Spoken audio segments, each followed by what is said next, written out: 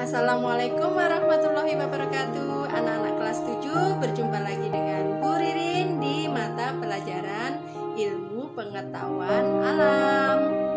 Di kesempatan kali ini kita akan belajar bersama-sama tentang klasifikasi makhluk hidup. Tetapi sebelum kita membahas tentang klasifikasi makhluk hidup, terlebih dahulu kita akan membahas tentang ciri-ciri makhluk hidup. Ciri-ciri makhluk hidup yang akan kita bahas di sini ada 8 poin. Nah, kita akan membahasnya satu per satu.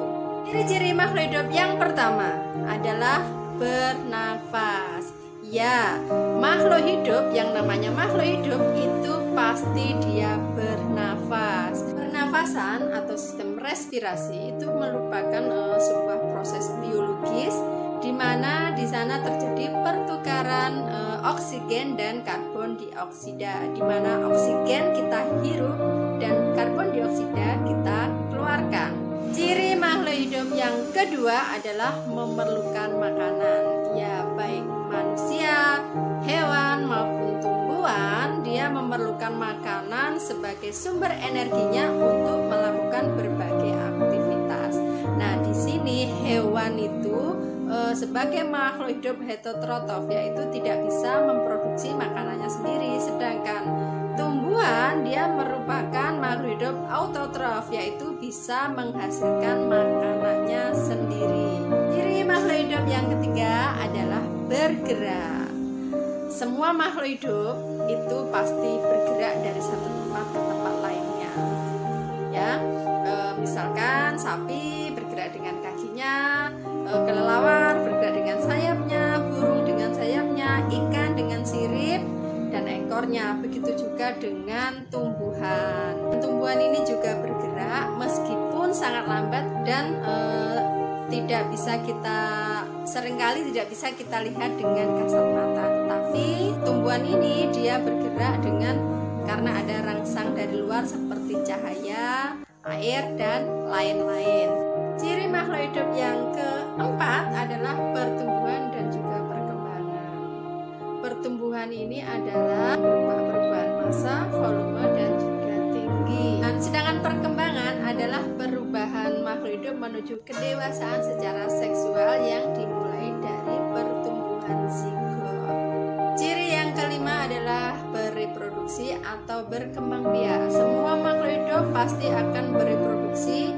Tujuan dari reproduksi makhluk hidup ini adalah untuk memastikan kelangsungan daripada jenisnya. Ciri makhluk hidup yang keenam adalah peka terhadap rangsang. Setiap makhluk hidup pasti peka terhadap rangsang, ya, baik itu berupa cahaya, sentuhan, rasa maupun suara.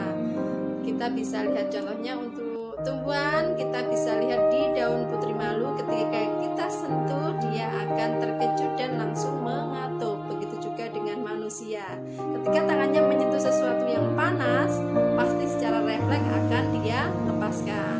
Ciri makhluk hidup yang ketujuh adalah mengeluarkan zat sisa yang tidak diperlukan oleh tubuh. Nah, ini yang disebut dengan sistem ekskresi. Jadi sisa-sisa metabolisme yang tidak dibutuhkan oleh tubuh kita akan dikeluarkan oleh tubuh makhluk hidup itu sendiri.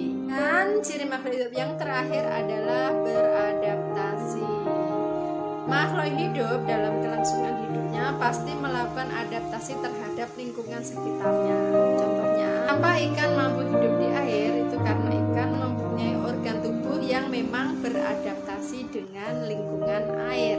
Nah, itu adalah ciri-ciri makhluk hidup yang telah kita pelajari bersama-sama. Sekarang kita akan belajar tentang klasifikasi makhluk hidup.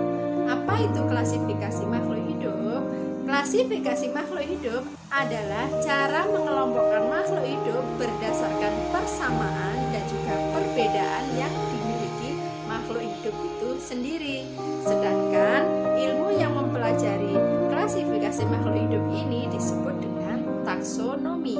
Orang yang pertama kali mencetuskan tentang klasifikasi makhluk hidup ini adalah Carolus Linnaeus, yang kemudian dikenal sebagai Bapak Taksonomi Dunia.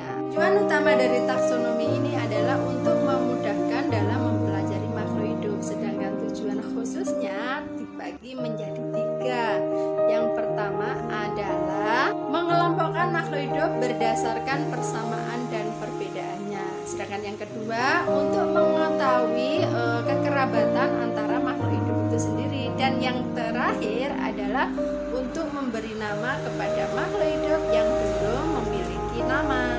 Untuk melakukan klasifikasi makhluk hidup ini ada dasar pengklasifikasian yang harus diperhatikan. Antaranya adalah 1. Persamaan dan perbedaan makhluk hidup. Yang kedua, ciri bentuk tubuh makhluk hidup, yaitu morfologi dan juga anatominya. Dan yang terakhir adalah manfaat, ukuran, tempat hidup, dan cara hidup makhluk tersebut.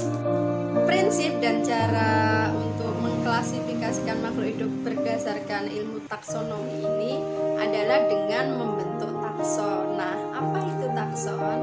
Takson ini adalah merupakan urutan makhluk hidup dari tingkat tertinggi hingga tingkat terendah. Nah, urutan takson ini ada 7. Yang pertama adalah kingdom atau kerajaan. Yang kedua ada filum untuk takson hewan, dan ada divisio untuk takson tumbuhan.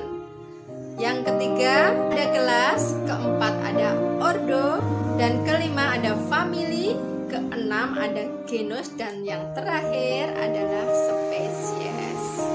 Kingdom atau kerajaan merupakan tingkatan paling atas dari klasifikasi makhluk hidup. Nah, kingdom ini merupakan tingkatan klasifikasi dengan jumlah takson yang paling besar. Awalnya kingdom ini hanya dibedakan menjadi 2 saja, yaitu kingdom plantae atau kerajaan tumbuhan dan kingdom animalia atau kerajaan hewan. Kemudian pada tahun 1969 Robert H. Whittaker mengemukakan tentang klasifikasi sistem 5 kingdom, di mana kingdom ini tidak hanya terdiri dari kingdom plantae dan kingdom animalia, tetapi ada juga kingdom protista, ada kingdom fungi, dan ada kingdom monera. Jadi inilah yang disebut dengan klasifikasi sistem 5 kingdom: plantae, animalia, protista, fungi, dan monera. Kita bahas satu persatu ya. Kingdom animalia memiliki ciri-ciri sebagai berikut. 1. Memiliki membran inti. 2. Memiliki klorofil. Yang ketiga adalah heterotrof. Jadi artinya hewan ini tidak bisa menghasilkan makanannya sendiri atau tidak bisa membuat makanannya sendiri. Kemudian pengelompokan hewan juga dibedakan menjadi 2, yaitu hewan vertebrata dan hewan avertebrata. Hewan vertebrata ini adalah hewan bertulang belakang, sedangkan hewan avertebrata adalah hewan yang tidak memiliki tulang belakang. Hewan bertulang belakang atau hewan vertebrata dibedakan menjadi 5. Yang pertama ada ikan, 2 ada amfibi, ada reptil, ada unggas atau aves, dan yang terakhir ada hewan mamalia.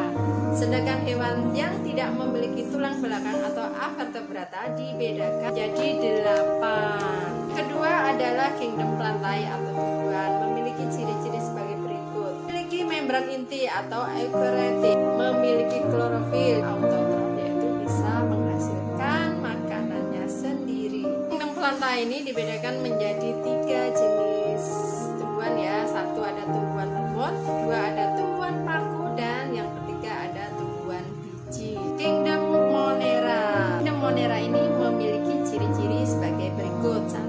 Tidak memiliki membran inti, 2. bersel 1 atau uniseluler, dan yang ketiga kembang biak dengan membelah diri. Kemudian ada kingdom protista, memiliki ciri-ciri sebagai berikut: 1. Tidak memiliki membran inti, 2. Sebagian besar hidup di tempat yang lembab dan berair. Yang ketiga, tubuhnya terdiri dari 1 sel atau uniseluler, tetapi ada sebagian yang multiseluler. Terakhir adalah kingdom jamur atau fungi. Kingdom jamur atau fungi ini memiliki ciri-ciri sebagai berikut: 1. Memiliki membran inti, 2. Tidak memiliki klorofil, 3. Mikroskopik, yaitu berukuran sangat kecil, dan ada yang makroskopik yang berukuran besar, dan yang terakhir tubuhnya tersusun dari benang-benang halus yang disebut dengan hifa. Nah, tadi itu merupakan penjelasan singkat mengenai klasifikasi makhluk hidup. Semoga video pembelajaran ini bermanfaat untuk kita semua. Selamat belajar dan terima kasih. Wassalamualaikum.